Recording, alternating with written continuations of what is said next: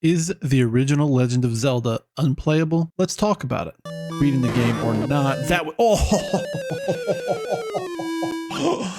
You've got to be kidding me. I had actually planned on doing this video before my Metroid video. Due to circumstances, I did Metroid first. This whole idea of asking the question, are these old NES games still playable, came about because I saw some online discourse about the original Zelda and people saying that it's completely unplayable today. And I thought, is that true? This dungeon makes my eyes hurt. Okay, is every room going to be dark in this dungeon? Come on now, someone turn on the lights. If there's a mystery we should be trying to solve about Zelda, it's what the heck are those things on the walls? What is this? Oh my god, it's a trap. It's a trap. That was a trap. No. Too many dark nuts. See, look at how big and fat that shield is, baby. Master using it, and you can have this. He's a pig man. Pig man, baby, pig man. The Legend of Zelda came to the US for the Nintendo Entertainment System in August of 1987. So if you don't know, what is The Legend of Zelda? The Legend of Zelda is an action-adventure game. It was designed with a large overworld and open-ended gameplay, which was pretty much the exact opposite of what Super Mario Bros. Offered and what most players were used to at the time. Now, before we go any further in this video, I have to talk about this sweet, sweet gold-colored cartridge. It looked awesome. I would give anything to have that in my collection nowadays, except for money, which ironically is the one thing that would get it for me. Moving on. Now, like my previous video on Metroid, I want to go about this like a new player would. No guides, no nostalgia. Before I can do that, let's be open and honest about two things. One, there's a little bit of nostalgia because this game is responsible for some core memories I have as a kid. But I am going to purposely ignore any of that knowledge, and we're going to see what we can just figure out from the game itself. Kind of. So when I say no guides, I mean no external guides. Just like with Metroid, anything that came with the game is fair game. Now, I don't want to compare to Metroid like over and over in the whole video, but seeing how this is only my second video of this style and Metroid's the only one I've done, it's going to happen a little bit. One advantage Zelda has over Metroid is that the story is a little bit better presented, and it's presented in the opening crawl. Long ago, Ganon, Prince of Darkness, stole the Triforce of Power. Princess Zelda of Hyrule broke the Triforce of Wisdom into 8 pieces and hid them from Ganon before she was kidnapped by Ganon's minions. Link, you must find the pieces and save Zelda. Now, what this doesn't say is that not only did Zelda hide them, but somehow she managed to hide them deep in some scary dungeons. 8 nasty dungeons filled with monsters and traps. Like she couldn't just hide them around the yard like some Easter eggs or something. And how did she put them down there? Were the monsters already there? She snuck past them and fought them? Did the monsters come in after she hid the pieces? And do these monsters even belong to Ganon, or are these just monsters that happen to live in the dungeon? I don't know. I'm so confused. So we've got the guide Link through the world, through all 8 dungeons, collect the Triforce pieces, get to Ganon as his final dungeon, kill him, and rescue the princess. Classic hero stuff. Now, if we're going to talk about the game being playable for a newcomer, we have to talk about the ability to figure things out. And Zelda has actually a very informational manual. Now, the young kids might be raising their hand right now. What's a manual? The manual was a magic tome, sometimes called the instruction booklet. Came with games back then, smelled weird and plasticky, but it was wonderful. You bought the game and then you read that manual on the way home while your mom was driving the car. And then you read the manual some more while you were taking a dump and couldn't play the game. And then when your mom told you to go to bed or she was going to get your dad and you had to turn the game off, you read the manual just a little bit more before you went to sleep. It's 2 things I miss. Game manuals, my appendix. So anyway, a lot of times it'd be something you couldn't figure out when you very first started playing the game. And you might say to yourself, let me go check the manual. Let me give you a great example of something that happened while I was making this video. The manual tells you, and I quote, at any time you may end your game. With the sub-screen displayed, simultaneously press the A button on controller 2 and the control pad. Basically, at any time you can hit the start button to bring up like the item select screen and then hit up and A on the second player controller, and it will bring up this menu for continue, retry, whatever, and you can just quit the game. I did not know that. In all the years of my playing Zelda, when I wanted to quit, I had to get my character killed so that I could quit the game and save properly. I did not know you could do this. Did you guys? Am I the only one? Am I the only idiot in the room? And I got to tell you, depending on where you are in the game, how many hearts you have, if you have the blue or the red ring or whatever, it can take a while to die. If you did know about this one or there's something else you didn't know though, let me know. Now, the manual for Zelda actually has a ton of info. There's more parts of the story that are explained. It basically lists like every item with a description, every enemy with a description. Now, here's the real kicker. If you look at the box art for the original Zelda, you'll see this little tidbit. It includes invaluable maps. So the original Legend of Zelda came with a foldable map that actually showed the majority of the overworld. It also showed the location of the first 4 dungeons. It had quite a few locations marked with question marks where there were secrets, bushes to burn or walls you could bomb. And it actually has a full map of the first 2 dungeons, including where all the keys and treasures were. And it showed you which items came from which dungeons 1 through 8. Actually 1 through 9. The only item it doesn't show you which dungeon it comes from is the silver arrow. More on that later. Now, I know some of you guys are going to be like, if I'm playing it now in the modern day, I don't have the manual or the map that came with the game. I get that. But you're going to talk about you can find everything online. You can look up facts. You can look up all that stuff. Guess what? You can find the original manual and the original map online too. In fact, for Zelda, Nintendo provides it themselves. It's an official PDF. Look it up. But here's the thing too. If you did not have this map, you could easily find these 4 dungeons just wandering around the overworld. The first 3 dungeons especially are literally just open mouths sitting out there in the world that you can find where the dungeon entrance is like this. They're just waiting for you to walk in. It's like a white panel van handing out candy. And then the level number is displayed in the upper corner. You would know if you were in level 2, 3, or 1 right away. Now, as you're making your way through these first 4 dungeons, you're going to experience some cool things about Zelda. You can save your game. No password needed. And you're going to experience some sucky things about Zelda. We've got the beeping again. You get low in health. Beep, beep, beep, beep, beep, beep, beep, beep.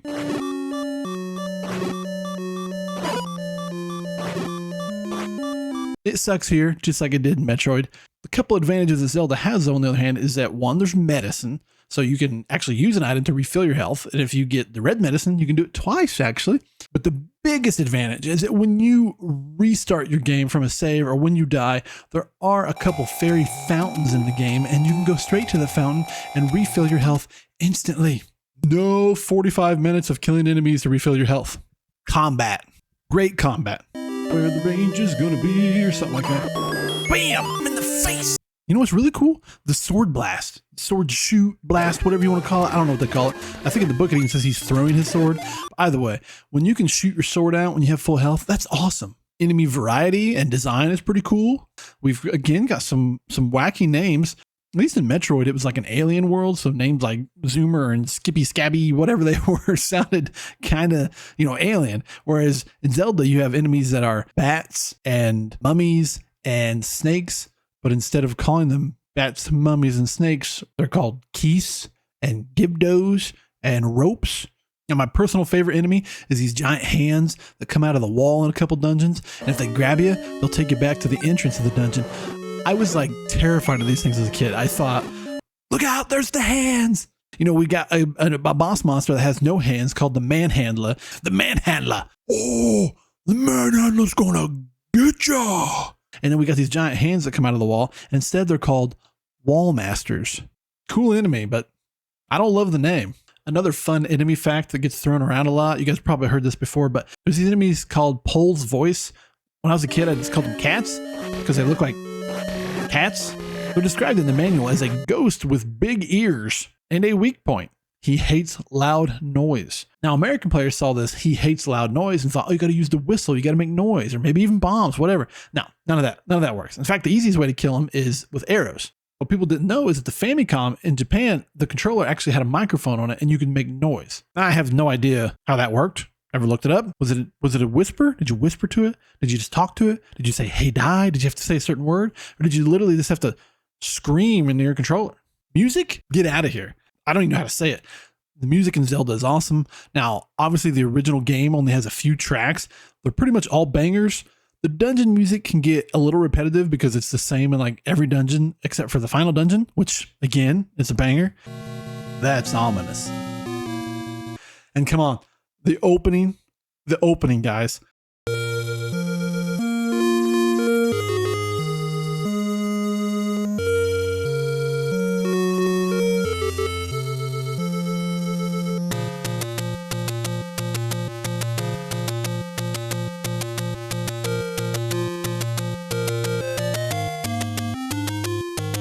I don't even know what to say.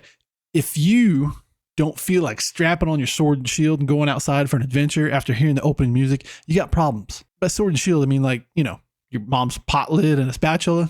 You have no idea how many invisible bad guys I have killed with a spatula. You also get some really cool items in this game. Boomerangs and bows and arrows and magic wands. But here comes one big bad thing about the original Zelda. All those items, you could only have one equipped at a time. Every time you want to switch one, you've got to go into your item select screen. It's pretty annoying. If you're someone who's used to modern day games and modern day controllers where you have multiple buttons and can map different items to different buttons, it's a real slog. Going into some of the later dungeons when you've got to switch back and forth between maybe a bow and arrow, boomerang, bombs, the magic wand if you want to use it. I pretty much never use it. It's not the only time a Zelda game has had something like that. Iron Boots, Ocarina of Time, anybody? You can also get a candle, a blue one early in the game and a red one later in the game. Now there's two uses for these candles. One, lighting up dark rooms. Literally an actual use of a candle in real life. You can also use them to burn down trees. That's right, trees. I know they look like bushes, and like everyone I've ever talked to, I feel like calls them bushes. They're actually trees. The manual describes them as such, which is weird because there's other trees that look much bigger. Anyway, back to the dark rooms. Super annoying that when you leave a dark room and then come back, it's dark again, even if you lit it up before. It would have been a lot better if those rooms stayed lit up until you left the dungeon. Having to light them up each time comes back to that annoying item switching we were talking about. Another two-sided coin, bombs. Bombs are cool. You can use them as weapons. You can also use them to blow holes in walls, both inside and outside of dungeons. Knowing where to bomb? Nada. Just like Metroid, no indication whatsoever which walls you can bomb. One advantage Zelda has is that you at least know that it's always in like the center of the screen in a dungeon. Not so in the overworld. Big downside is that your bombs are limited. Unlike Samus, who can just poop bombs out of her butt everywhere she goes. Link can only hold 8 bombs in the beginning. There are 2 upgrades you can purchase that'll get you to 16. God, come on, dude, just give me a discount. I'm Link. But even 16, they can honestly go pretty fast. You know what? It's also really similar with the trees I talked about earlier that you can burn. Some trees are kind of like suspiciously on their own, but there are lots of trees you can burn that there's no indication whatsoever that you could burn there. Good news is that through the early dungeons, there is no bombing or tree burning required. And in fact, through the entire game, there's less, I don't know, I'd say like 5 walls that you have to bomb in dungeons, maybe a few more, but it's not crazy. And there's only 1 bush, I believe, you have to burn in the entire game, and that's the entrance to dungeon number 8. We'll talk about that in a minute. Now, after dungeon 4, here's where some of the people might start saying, oh, the game's unplayable. I can't figure it out. I don't know what to do. And I'm not mad at you if that's the case, but Zelda does lay most things out for you if you look. Where is dungeon 5? Because it's not on the included map. In dungeon number 4, there is an old man who tells you to walk into the waterfall. Now, there's only 1 waterfall in the whole game. It is on the included map, but you can also just find it on your own. And when you walk into it, there's a sassy old lady. Fortunately, you've got to do a little experimentation with her, not in a dirty way. What I'll just tell you is that if you try to pay her 5 or 10, she just basically laughs at you and is like, that's not enough money, you moron. So that kind of sucks for a new time player. But if you pay her 20, and I'll just go ahead and do it, go up the mountain ahead. Go ahead, go up the mountain, dungeon 5. There's similar situations for the next few dungeons. Biggest thing for dungeon 6 is that people say that it can't figure out how to get to the forest maze in the Lost Woods. One, once you have the stepladder, you don't have to go that way to get to dungeon 6. You can literally go the back way and never step foot in the graveyard if you don't want to. But if you want to figure out the Lost Woods maze, guess what? There's another dirty old hag. And if you pay her the cheap amount, she basically calls you a cheapskate. If you pay her the high amount, she literally like calls you rich or something like that. Super annoying. So you have to pay her the middle amount, but give it to her just right. I swear that's not supposed to be dirty. But she'll say, go north, west, south, west to the Forest of Maze. Yeah, I get it. That's kind of a gibberish sentence, but you get the point. Go north, west, south, west. Oh, there's the graveyard. Now level 7, I give it to you. A little bit hard to figure out. There is an old man in level 6 who says there are secrets where fairies don't live. There's a section on the included map that says Impa recounts Zelda's parting words. And it says, the mysterious sealed entrance to the level 7 labyrinth is in the brown dead forest. Go to the farthest west fountain and do something special. There's obviously no indication that you need to use the whistle to open the entrance. I give it to you. That's kind of obscure. You're just gonna have to go there and use every item and see what happens. One win for the naysayers. Well, let's, for a minute here, let's talk about Zelda was able to take like a lot of time when she knew Ganon was coming for her. She hit all these Triforce pieces and she was able to give Impa like all this secret knowledge. Why did it have to be a secret? Like, shouldn't she just tell Impa like, hey, tell whoever shows up to blow the whistle here? Come on, quit making everything so obscure. And Dungeon 8 is also hidden. Those same parting words say, use the candle to burn trees and find the hidden entrance to the level 8 labyrinth. An old man who lives near the ocean can tell you which tree in the green forest covers the entrance. Now this old man they're talking about that lives near the ocean, he lives under this statue. I guess it's near the ocean. I don't know. It's not exactly beachfront property. Now this guy says, a secret is in the tree at the dead end. Now there's a common misconception that he's talking about the tree with the gambling game in it. He's not. He's talking about the tree here in the forest. It's a dead end. He's not lying. It is a dead end there. But here's my whole thing. If you go through this game and you have this candle and you know you can burn trees and you see this one tree right here in the middle of all this other stuff and you don't try to burn it, you need to be slapped anyway. Now, before we get to the final dungeon, let's go back and talk about a couple other complaints that people have when they call the game not playable. And I agree with some of these things. Primarily, it's the difficulty. The game does spike in difficulty, especially in level 6. In fact, level 6 is basically harder than every dungeon than level 9, in my opinion. Why? Whiz robes. These are like these floating wizard dudes. There's yellow ones and blue ones. The yellow ones are a lot easier than the blue ones, but they all suck, especially the blue ones. It ends up being like a lot of rooms that have these whiz robes flowing around, and there's these bubble enemies that when they hit you, you can't use your sword, and there's also a couple like enemies in there. By the way, another weird name, like, what the heck is that? These likes, they'll eat your magic shield. Yeah, really sucks when they eat your shield. It's kind of, no, I lost my magic shield. Now, a ton of this difficulty can be mitigated if you have the blue ring already and the magic sword. The blue ring is located in one place, and that's in a shop. Now, that shop location actually is marked with a question mark on the included map. Shouldn't be too hard to find, but you may not have it. It also costs a buttload of money. Boy, this is really expensive. Now, the magic sword is the most powerful sword. It's the second upgrade. It goes wooden sword, white sword, magic sword.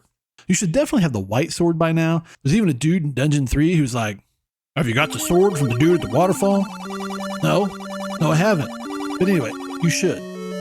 But the magic sword is a much bigger ask for people at this point. You see, you can't pick up either sword until you have enough hearts. Unless I'm mistaken, there is nowhere in the game, in the manual, anything that tells you that's what allows you to pick up the swords. These guys are just like, if you can use it, you can have it. And you can either pick it up or you can't. But nothing indicates to you that you needed hearts. Now you need 5 hearts for the white sword and 12 for the magic sword. And here's the kicker.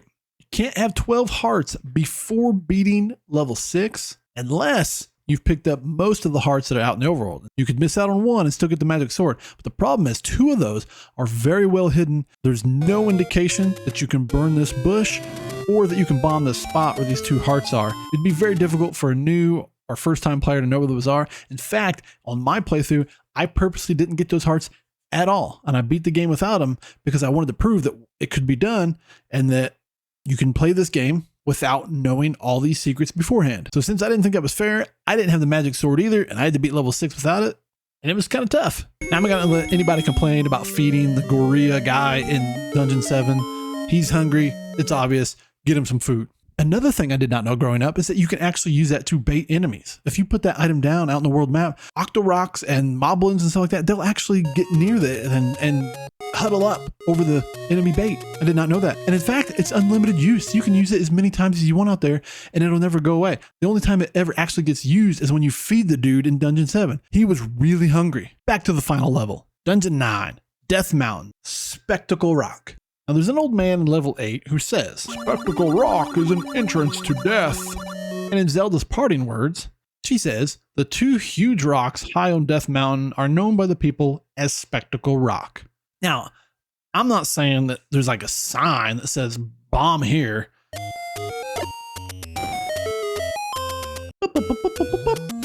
But we should be able to figure that out. There's only two big giant rocks. Well, there's actually three kind of big rocks in the whole game, but two of them are together and they look slightly different than the other third big rock. And in fact, that other third big rock is a place where you can bomb and get a heart. Anyways, we can figure it out. Now, level 9, I'm going to agree with you guys who think this place sucks, because it sucks. Now, the music is awesome. Oh, listen to that music. For a first-time player, it is a heck of a maze. It's very big. There are a lot of useless rooms that don't matter in any way. There's lots of bombable walls. Some of them matter, some of them don't. It's got a lot of tough enemies. It's rough. But the absolute biggest challenge in here is figuring out how to kill Ganon, who for some reason is a giant pigman. The government has been experimenting with pigmen since the 50s. Now, to kill Ganon, you need the silver arrow. Now, this is never told to you explicitly. A secret power is said to be in the arrow. Oh. The silver arrow is mentioned in the manual, but nowhere does it tell you how to find it. In fact, it's the only dungeon item / treasure, whatever you want to call it, that you are not told where to find in the manual. And until you find it and realize that that's how you kill Ganon, you're screwed. Spoiler alert, it's in the final dungeon. But anyway, you need that silver arrow. You got to stab Ganon like 4 times with the sword. Then once he freezes all brown and stuff like a rotten banana, Oh, I'm poopy brown Ganon. you shoot him with that silver arrow. Pow, pow, pow, pow, pow, pow. And it just takes one shot. Dead pigman. Here's another thing. Once you beat him, to get to Zelda, you got to get through this fire. And I've talked about this before with people, but nowhere ever is it indicated that you can attack this fire. So my brother and I, when we were young, we always had to beat Ganon with enough health left over to be able to walk into the fire and get hit at least once to get through. But it turns out you can just hit this fire with your sword and kill it. You can kill the fire with a sword. Thanks, Link. You're the hero of Hyrule. Let's hold our Triforces together. Finally, peace returns to Hyrule. The end. Wow. That's pretty anticlimactic, really. Another quest will start from here, and it's called editing this video. I am declaring the original Legend of Zelda playable. It's totally playable for a new player. Even if you do not have the map and the guides, there's enough stuff in the game if you fully explore to figure it out. I'm not saying it's all easy. Let me know why you guys agree or disagree with me in the comments. If you haven't checked out the Metroid video, go check it out. In the next one, we're going to be checking out Blaster Master. Thanks for watching, guys, and we will see you in the next one.